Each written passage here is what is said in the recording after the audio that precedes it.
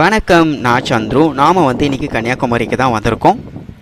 நாம் இப்போ கடலுக்கு நடுவே இருக்கிற அந்த திருவள்ளுவர் சிலைக்கு தான் போக போகிறோம். அதுக்கு நம்ம ஃபெரி மூலியமாக தான் போகணும்.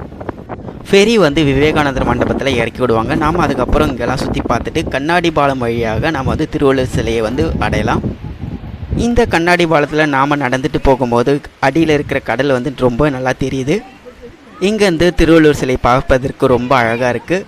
இதுதான் கண்ணாடி பாலத்தோட வியூ மற்றும் விவேகானந்தர் மண்டபத்தையும் இங்கேருந்து பார்க்கலாம். நாம் திருவள்ளுவர் சிலையோட பாதம் வரை பார்க்கலாம். இந்த சிலையில் அவர் கையில் திருக்குறள் ஏடு ஒன்று வச்சுருக்காரு. அதன் நீளம் 10 அடி. இந்த இடத்துல இருந்து கன்னியாகுமரியோட சிட்டி வியூ பார்க்குறதுக்கு ரொம்ப நல்லாயிருக்கு. இந்த சிலை திருக்குறள் எழுதிய திருவள்ளுவருக்காக தமிழ்நாடு கவர்மெண்ட் கன்னியாகுமரியில் இருக்கிற கடலுக்கு நடுவே 30 அடி உயரமுள்ள ஒரு பாறை மீது 133 அடி உயர சிலை வைத்துள்ளார்கள். இந்த சிலையை சுற்றி நீல நிறமான கடல் மற்றும் இந்த திருவள்ளுவர் சிலை பார்ப்பதற்கு மிகவும் கம்பீரமாக இருக்கும்.